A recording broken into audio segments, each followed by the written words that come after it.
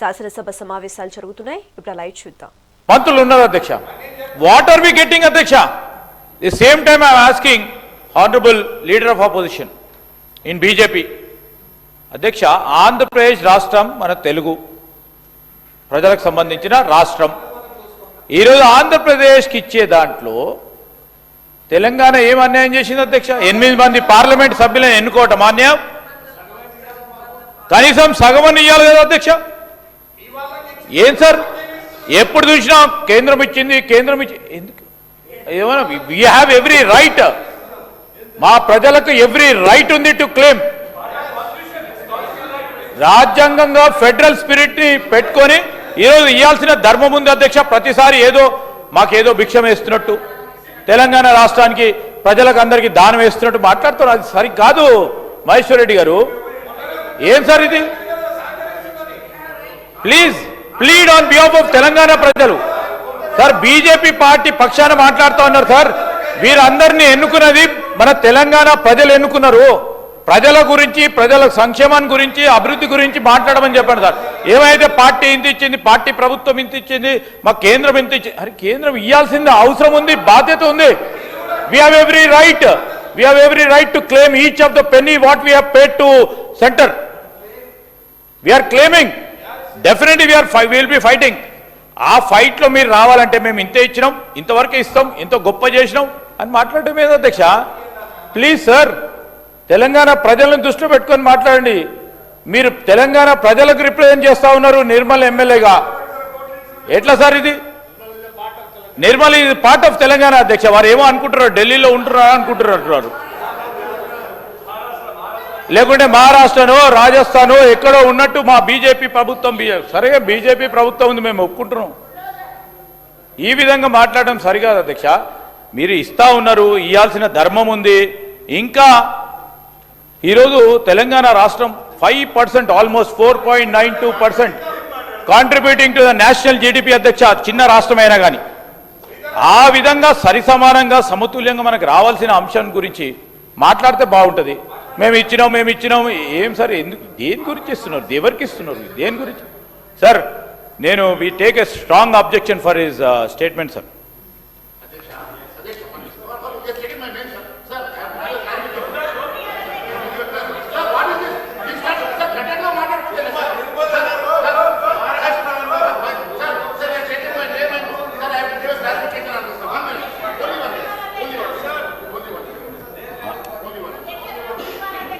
గౌరవ మంత్రి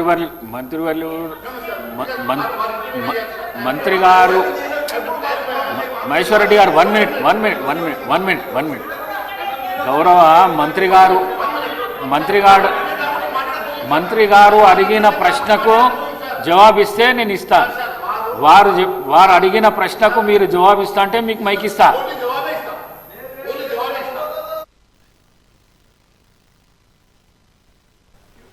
राज्यसभा प्रधान नरेंद्र मोदी माట్లాడుతున్నారు. ఇప్పుడు లైవ్ చూద్దాం. 75,000 से अधिक भारतीय सुरक्षित भारत लौट चुके हैं.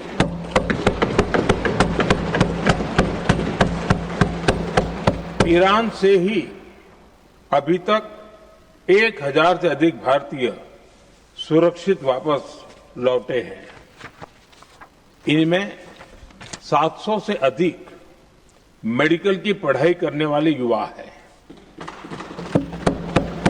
हमारी सरकार संकट के इस समय में पूरी संवेदनशीलता से काम कर रही है. सभी देशों ने वहां मौजूद भारतीयों की सुरक्षा का पूरा आश्वासन दिया है.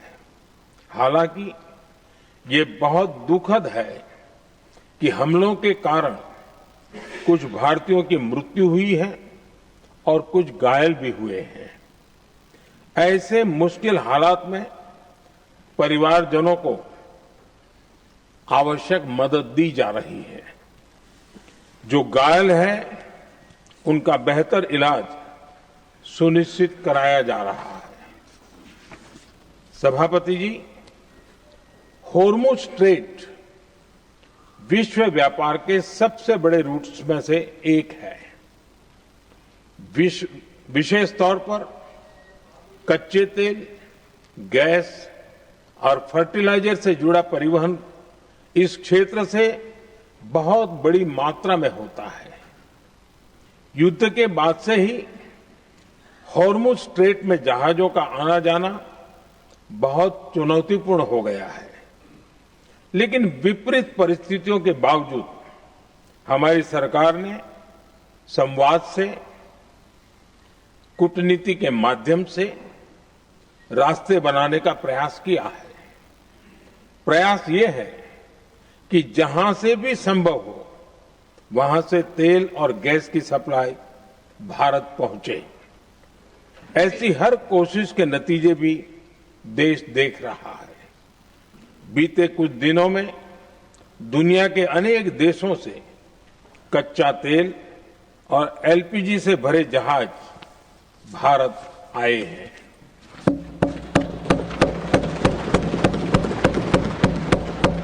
इस दिशा में हमारे प्रयास आने वाले दिनों में भी जारी रहेंगे।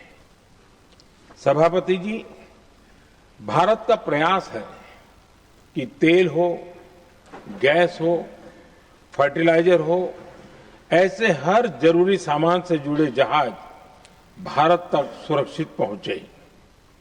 लेकिन इस युद्ध से बनी वैश्विक परिस्थितियां अगर लंबे समय तक बनी रहती है तो गंभीर दुष्परिणाम तय है। इसलिए भारत ने अपनी रिजिलियंस बढ़ाने के लिए जो भी प्रयास बीते वर्षों में किए हैं उनको और गति दे रहा है। सभापति जी, कोई भी संकट हो वो हमारे हौसलों और हमारे प्रयास दोनों की परीक्षा लेता है। देश ऐसे संकटों का बेहतर तरीके से सामना कर सके, इसके लिए बीते 11 वर्षों में निरंतर निर्णय लिए गए हैं। एनर्जी इंपोर्ट का डाइवर्सिफिकेशन ऐसे ही प्रयासों का हिस्सा है। पहले क्रूड ऑयल, एलएनजी, एलपीजी ऐसी एनर्जी जरूरतों के लिए 27 देशों से इंपोर्ट किया जाता था। वहीं आज भारत 41 देशों से एनर्जी इंपोर्ट करता है। बीते दशक में भारत ने संकट के ऐसे ही समय के लिए कच्चे तेल के भंडारण को भी प्राथमिकता दी है।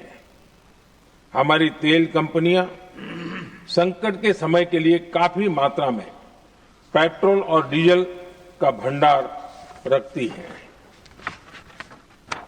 बीते 11 वर्षों में 53 लाख मीट्रिक टन से अधिक का स्ट्रेटेजिक पेट्रोलियम रिजर्व भी डेवलप किया गया है और 65 लाख मैट्रिक टन से अधिक के रिजर्व की व्यवस्था पर देश काम कर रहा है। साथ ही बीते दशक में भारत की रिफाइनिंग कैपेसिटी भी अच्छी खासी बढ़ाई गई है। मैं आपके माध्यम से सदन को और देश को ये आश्वासन देना चाहता हूं कि भारत के पास क्रूड ऑयल के पर्याप्त स्टोरेज के और निरंतर सप्लाई की व्यवस्थाएं हैं। सभापति जी, हमारी सरकार की कोशिश है कि ईंधन के किसी एक ही स्रोत पर ज्यादा निर्भरता न रहे। सरकार घरेलू गैस सप्लाई में एलपीजी के अलावा पीएनजी पर भी बल दे रही है। बीते दशक में देश में पीएनजी कनेक्शन पर अभूतपूर्व काम हुआ है। बीते दिनों में इस काम को और तेज किया गया है। साथ ही एलपीजी के घरेलू उत्पादन को भी बड़े पैमाने पर बढ़ाने का प्रयास किया जा रहा है। सभापति जी, बीते वर्षों में सरकार का निरंतर प्रयास रहा है कि हर सेक्टर में दूसरे देशों पर निर्भरता कम से कम हो, हम ज्यादा से ज्यादा आत्मनिर्भर हो, यही एकमात्र विकल्प है। जैसे भारत का 90% से अधिक ट्रेड विदेशी जहाजों पर होता है, ये स्थिति किसी भी वैश्विक संकट में भारत की स्थिति को और भी गंभीर बना देती है। इसलिए सरकार ने मेड इन इंडिया जहाज बनाने के लिए करीब 70,000 करोड़ रुपए का अभियान शुरू किया। भारत आज ship building, ship breaking, maintenance and overhauling ऐसी हर सुविधा के निर्माण पर तेज गति से काम कर रहा है। भारत अपने डिफेंस सेक्टर को भी अधिक रेजिलिएंट बना रहा है। बीते दशक में किए गए प्रयासों से भारत आज अपनी जरूरत के अधिकांश हथियार भारत में ही बना रहा है।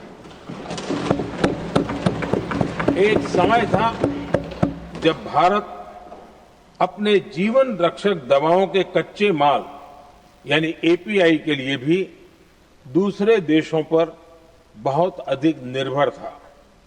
बीते वर्षों में देश ने भारत में ही एपीआई इकोसिस्टम बनाने के लिए अनेक प्रयास किए हैं। इसी प्रकार रेयर अर्थ मिनरल्स में विदेशी निर्भरता को कम करने के लिए भी बड़े कदम उठाए जा रहे हैं।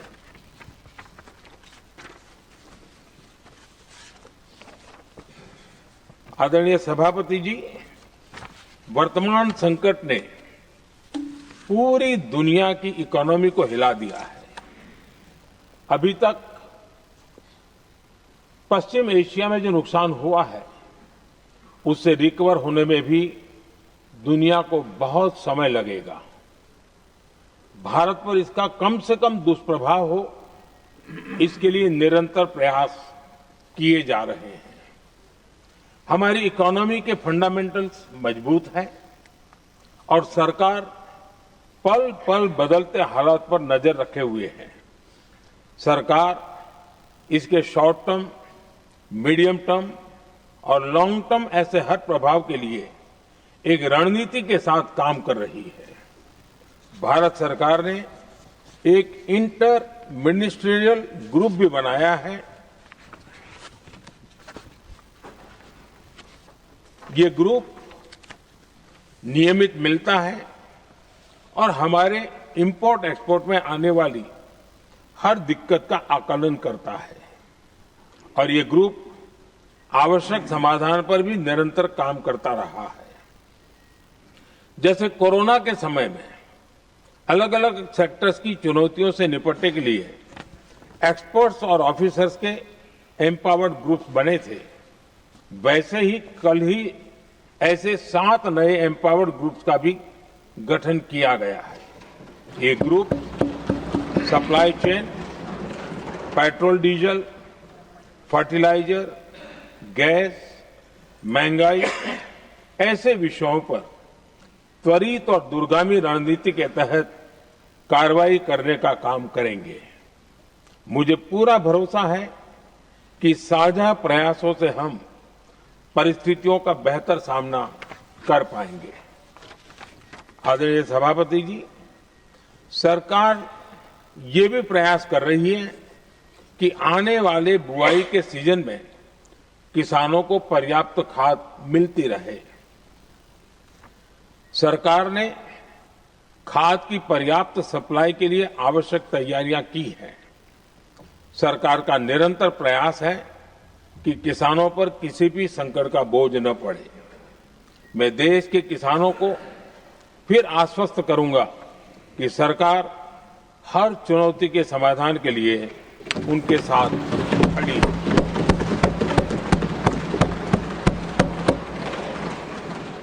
आदरणीय सभापति जी, ये राज्यों का सदन है।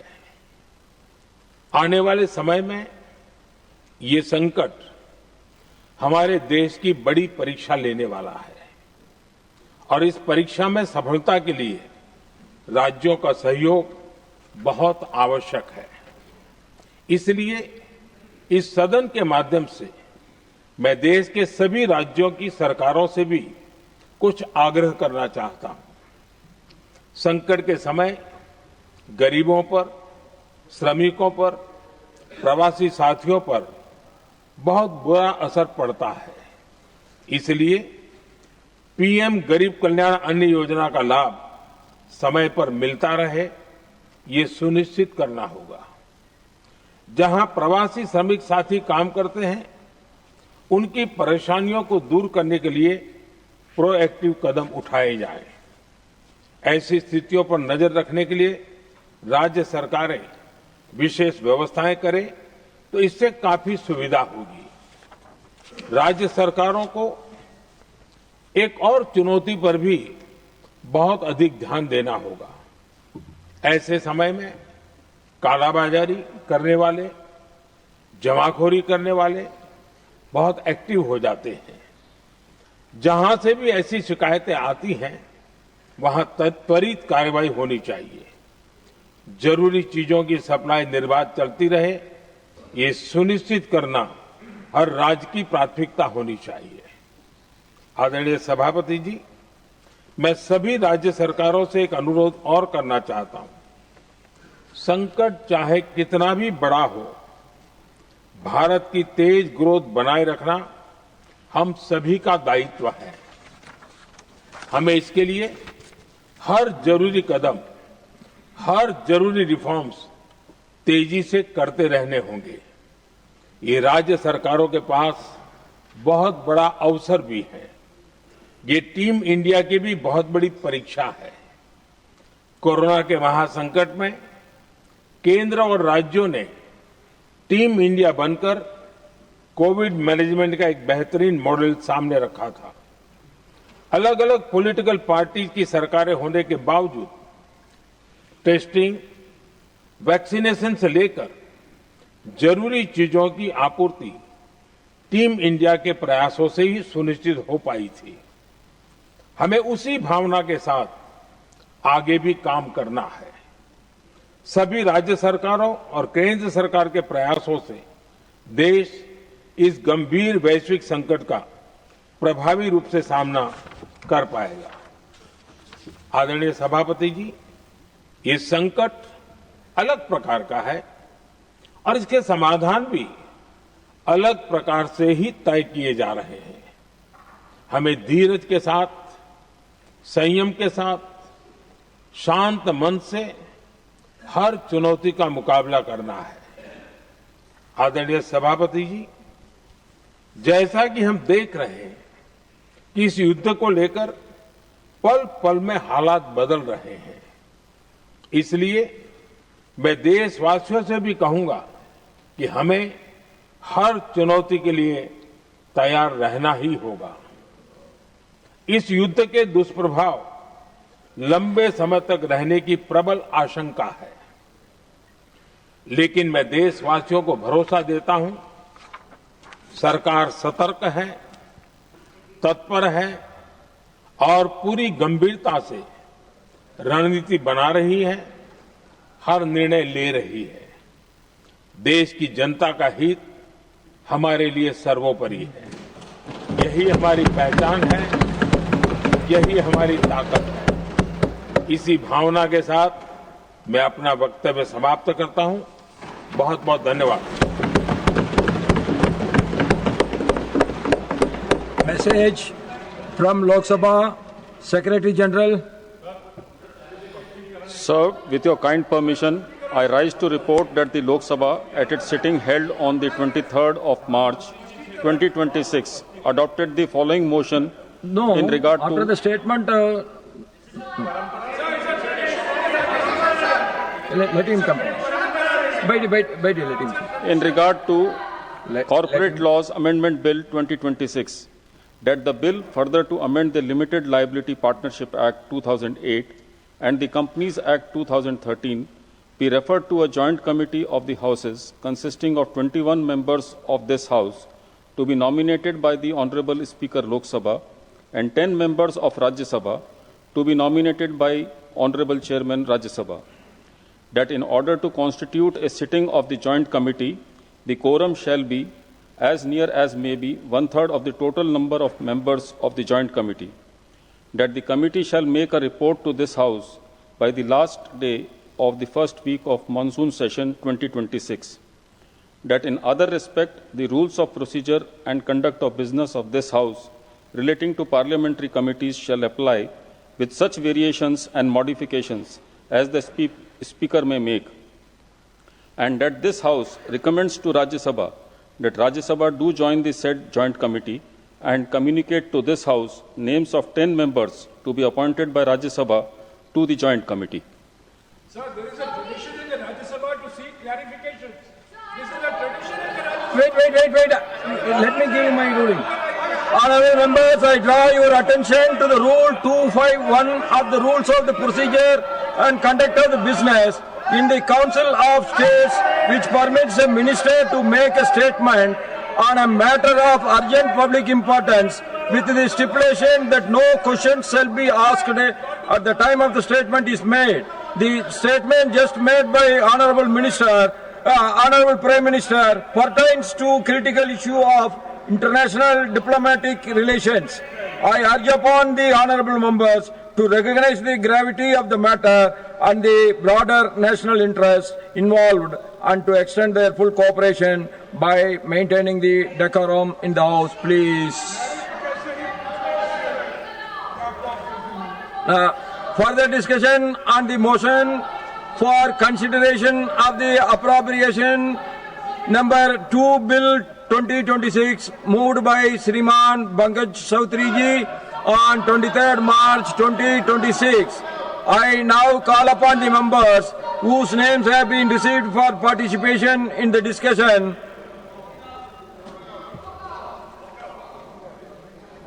జగిత్యాల కాంగ్రెస్ లో ఒక శకం ముగిసింది. 4 దశాబ్దాల పాటు కాంగ్రెస్ జెండాను మోసిన సీనియర్ నేత జీవన్ రెడ్డి చివరకు ఆ పార్టీకి గుడ్ బై చెప్పేందుకు సిద్ధమయ్యారు. పీసీసీ చీఫ్ మహేష్ కుమార్ గౌడ్ స్వయంగా రంగంలోకి దిగి బుజ్జగించిన జీవన్ రెడ్డి తన పంతం వీడలేదు. మరోవైపు జీవన్ రెడ్డి నివాసం వద్ద ఒక్కసారిగా భావోద్వేగ వాతావరణం నెలకొంది. కార్యకర్తలు, అభిమానులు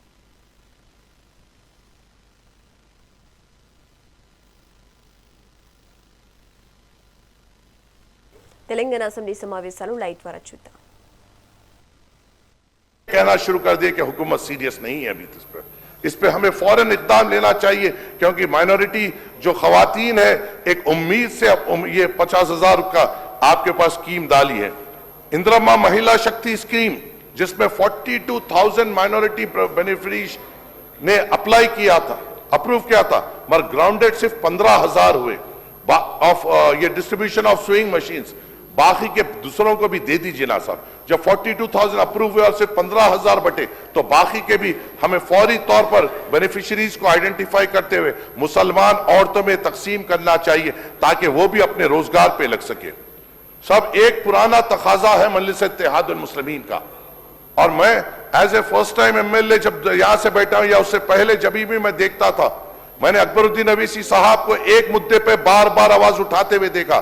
वो ये है कि बेशक आप SC, ST, BC, boys and girls को आगे बढ़ाइए, जरूरत भी है उनको आगे बढ़ाने की और उनके साथ ठहरने की हुकूमत को जरूरत है. Pre matric scholarship, post matric, pre matric scholarship, मगर उसके साथ साथ मुसलमान बच्चों को भी प्री मैट्रिक स्कॉलरशिप देने की जरूरत है. हमें एसटी को, एसटी, एससी और ओबीसीज को जिस तरीके से हम अहमियत दे रहे हैं, उसी पार पर मुसलमान बच्चों को भी ठहराने की बेइंतहा जरूरत है. और जब हुकूमत सबको लेकर और सबकी बात करती है, तो फिर प्री मैट्रिक स्कॉलरशिप मुसलमान बच्चों को क्यों नहीं दी जा रही है? हमारी तारीफ से, हमारी पार्टी की जानिब से मुतालबा है कि फौरी तौर पर यह स्कीम प्री मैट्रिक स्कॉलरशिप मुसलमानों के लिए भी शुरू की जाए. सब यहां पर जो माइनॉरिटी वेलफेयर डिपार्टमेंट जो रन होते हैं, central of education development for minorities, ये मुसलमान बच्चों के लिए बनाया गया सब, मगर अफसोस की बात है सिर्फ एक निजाम कॉलेज में यह सेंटर चल रहा है. ये माइनॉरिटी डेवलपमेंट बच्चों को प्लेटफॉर्म्स देने के लिए बनाया गया ताकि वो अच्छी तरीके से अपने कैरियर को बेहतर कर सके। ये हर डिस्ट्रिक्ट में ये खोलना चाहिए, सब सिर्फ हैदराबाद में नहीं, हर डिस्ट्रिक्ट हेडक्वार्टर में centre of for education development for minorities खोलना चाहिए सब। दूसरे साहब जो स्टडी सर्कल्स है, स्टडी सर्कल्स के हुकूमत की जानिब से हैदराबाद और करीमनगर में ही खोला गया और इसमें ज्यादा बच्चे एडमिशन नहीं ले रहे हैं सब। इसको हमें प्रमोट करते हुए हर डिस्ट्रिक्ट